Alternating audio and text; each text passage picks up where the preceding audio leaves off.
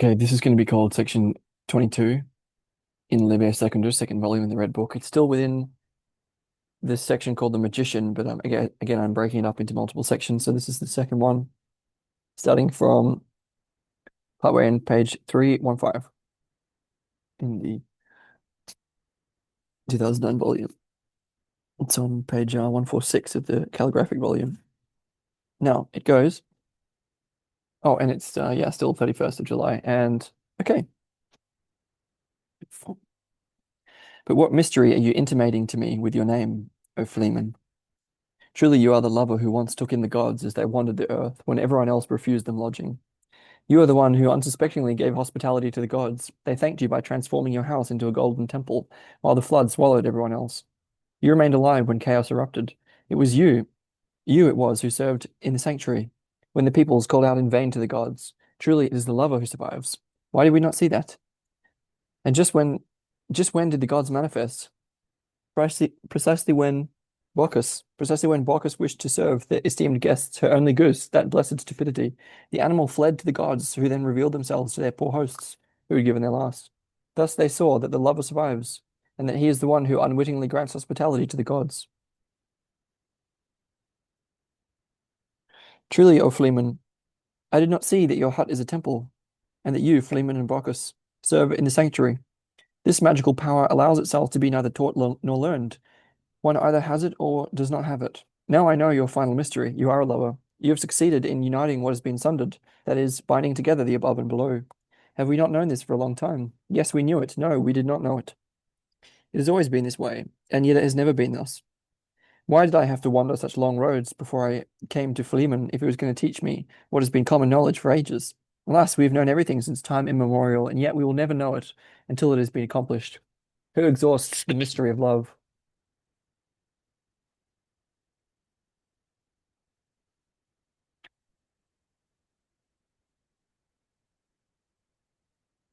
Sorry, I'm just finding the right.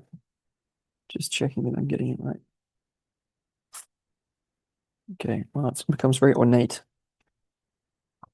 in this part. Okay, it goes, under which mask, O Philemon, are you hiding?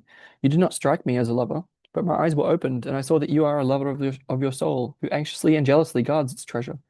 There are those who love men, and those who love the souls of men, and those who love their own soul. Such a one is Philemon, the host of the gods. You lie in the sun, O Philemon, like a serpent that coils around itself. Your wisdom is the wisdom of serpents, cold with a grain of poison, yet healing in small doses. Your magic paralyzes and therefore makes strong people who tear themselves away from themselves.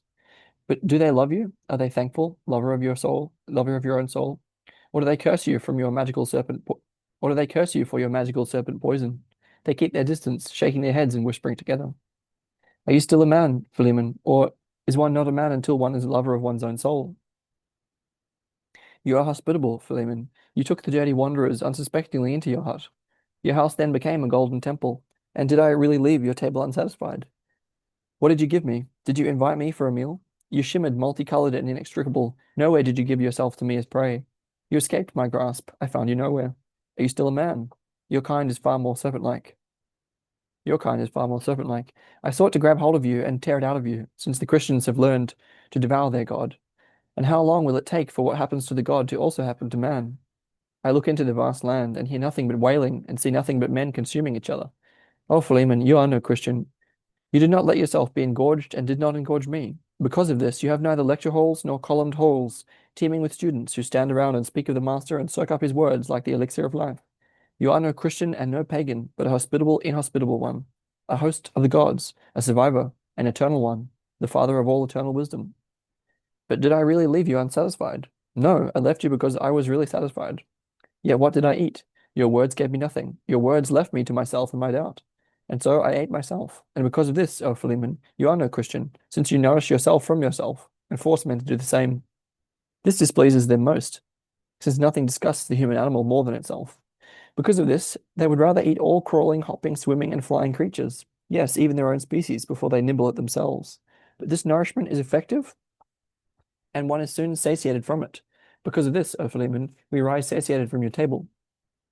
Your way, O Philemon, is instructive. You leave me in a salutary darkness, where there is nothing for me to either see or look at. You are no light that shines in the darkness. Contrast John 1:5.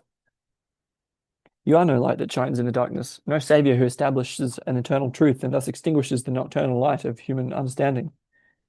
You leave room for the stupidity and jokes of others. You do not want, O Blessed One, anything from the other, but instead you tend the flowers in your own garden.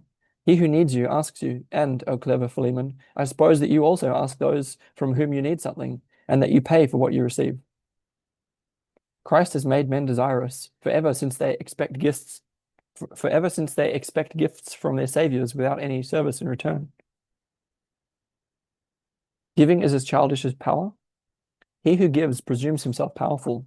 The virtue of giving is the sky-blue mantle of the tyrant. You are wise, O Philemon, you do not give. You want your garden to bloom, and for everything to grow from within itself. I praise, O Philemon, your lack of acting like a savior. You are no shepherd who runs after stray sheep, since you believe in the dignity of man, who is not necessarily a sheep. But if he happens to be a sheep, you would leave him the rights and dignity of sheep. Since why should sheep be made into men? There are still more than enough men. You know, O Philemon, the wisdom of things to come. Therefore you are old, also very ancient. And just as you tower above me in years, so you tower above the present in futurity, and the length of your past is immeasurable. You are legendary and unreachable. You were and will be, returning periodically. Your wisdom is invisible. Your truth is unknowable, entirely untrue in any given age, and yet true in all eternity. But you pour out living water, from which the flowers of your garden bloom, a starry water, a dew of the night. What do you need, O Philemon? You need men for the sake of small things, since everything greater and the greatest thing is in you. Christ spoiled men, since he taught them that they can be saved only by one, namely him, the Son of God. And ever since, men have been demanding the greater things from others, especially their salvation. And if a sheep gets lost somewhere, it accuses the shepherd. O Philemon, you are a man, and you prove that men are not sheep, since you look after the greatest in yourself, and hence fructifying water flows into your garden from inexhaustible jugs.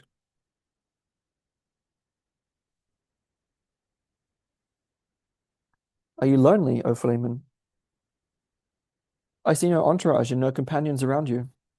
Bacchus is only your other half. You live with flowers, trees, and birds, but not with men. Should you not live with men? Are you still a man? Do you want nothing from men? Do you not see how they stand together and concoct rumors and childish fairy tales about you? Do you not want to go to them and say that you are a man and immortal as they are, and that you want to love them? Oh, Philemon, you laugh? I understand you. Just now I ran into your garden and wanted to tear out of you what I had to understand from within myself. Oh, Philemon, I understand. Immediately I made you into a savior who lets himself be consumed and bound with gifts. That's what men are like, you think. They are all still Christians. But they want even more. They want you as you are. Otherwise you would not be Philemon to them, and they would be inconsolable if they could find no bearer for their legends. Hence they would also laugh if you approached them and said you are as mortal as they are and want to love them. If you did that, you would not be Philemon. They want you, Philemon, but not another mortal who suffers from the same ills as they do. I understand you, O Philemon. You are a true lover, since you love your soul for the sake of men, because they need a king who lives from himself and owes no one gratitude for his life. They want to have you thus. You fulfill the wish of the people and you vanish. You are a vessel of fables. You would besmirch yourself if you went to men as a man, since they would all laugh and call you a liar and a swindler, since Philemon is not a man. I saw, O Philemon, that crease in your face. You were young once and wanted to be a man among men. But the Christian animals did not love your pagan humanity, since they felt in you what they needed. They always sought the branded one, and when they caught him somewhere in freedom, they locked him in a golden cage and took from him the force of his masculinity, so that he was paralyzed and sat in silence. Then they praise him and devise fables about him. I know, they call this veneration. And if they do not find the true one, they at least have a pope, whose occupation it is to represent the divine comedy. But the true one always disowns himself, since he knows nothing higher than to be a man. Are you laughing, O Philemon? I understand you. It irked you to be a man like others. And because you truly loved being human, you voluntarily locked it away so that you could be for men at least what they wanted to have from you. Therefore I see you, O Philemon, not with men, but wholly with flowers, the trees and the birds and all waters flowing, and still that do not besmirch your humanity. And all waters flowing and still that do not besmirch your humanity. For you are not Philemon to the flowers, trees, and birds, but a man. Yet what solitude, what inhumanity.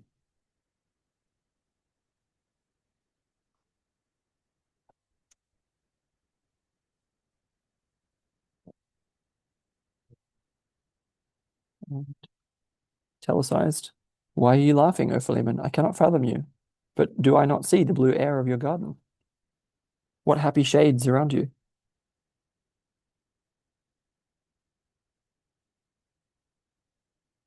What happy shades surround you?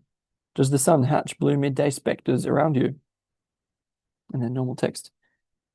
Are you laughing, O Philemon? Alas, I understand you. Humanity has completely faded for you, but its shadow has arisen for you. How much greater and happier the shadow of humanity is than it is itself. How much greater and happier the shadow of humanity is than it is itself. The blue midday shadows of the dead. Alas, there is your humanity, O Philemon. You are a teacher and friend of the dead. They stand sighing in the shade of your house. They live under the branches of your trees. They drink the dew of your tears. They warm themselves at the goodness of your heart. They hunger after the words of your wisdom, which sounds full to them, full of the sounds of life. I saw you, O Philemon, at the noonday hour when the sun stood highest. You stood speaking with a blue shade. Blood stuck to its forehead, and solemn torment darkened it. I can guess, O Philemon, who your midday guest was. Also see Hume's Fantasy of June 1, 1916, where Philemon's guest was Christ. It's below page 359 coming up, I think. O Philemon, who your midday guest was. How blind I was, fool that I am. That is you, O Philemon. But who am I? I go my way, shaking my head, and people's looks follow me, and I remain silent. Oh, despairing silence. And this text in red. Oh, master of the garden, I see your dark tree from afar in the shimmering sun. My street leads to the valleys where men live. I'm a wandering beggar, and I remain silent.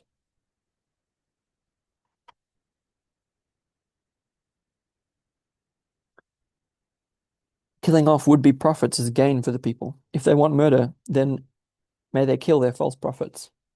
If the mouth of the gods remains silent, then each can listen to his own speech. He who loves the people remains silent. If only false teachers teach, people will kill the false teachers, and will fall into the truth even on the way of their sins. If only false teachers teach, the people will kill the false teachers, and will fall into the truth even on the way of their sins. Only after the darkest night will it be day. So cover the lights and remain silent, so that the night will become dark and noiseless. The sun rises without our help. Only he who knows the darkest error knows what light is.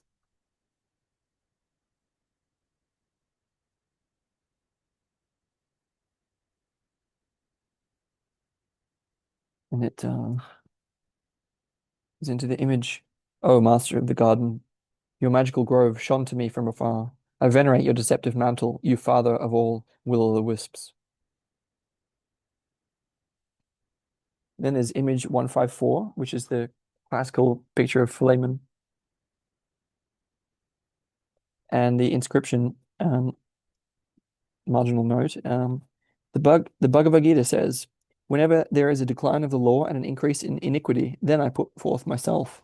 For the rescue of the pious and for the destruction of the evildoers, for the establishment of the law, I am born in every age. The citation is from chapter 4, verses 7, 8 of the Bhagavad Gita. Krishna is instructing Arjuna concerning the nature of truth. Now, yes, image 154, where the text in the image,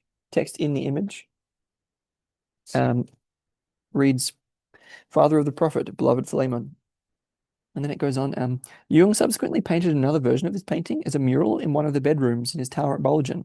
He added an inscription in Latin from the Rosarium Philosophorum, one of the classical and one of his most cited alchemical texts, in which Hermes describes the stone as saying, quote, defend me and I will defend thee. Give me my right that I may help thee. For soul, as in sun, is mine, and the beams thereof are my inward parts. But Luna, as in moon, is proper to me, and my light excelleth all light, and my goods are higher than all goods. I give many riches and delights to men desiring them, and when I seek after anything, they acknowledge it. I make them understand, and I cause them to possess divine strength. I engender light, but my nature is darkness. Unless my metal should be dry, all bodies have need of me, because I moisten them. I blot out their rustiness and extract their substance. Therefore, I and my son, being joined together, there can be nothing made better nor more honorable in the whole world. Jung cited some of these lines in Psychology and Alchemy.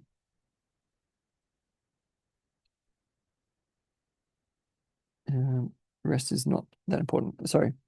So that's going to be, yeah, section, I believe it's 22. Yes, in Liber secundus, second volume of the Red Book, entitled Magician 2.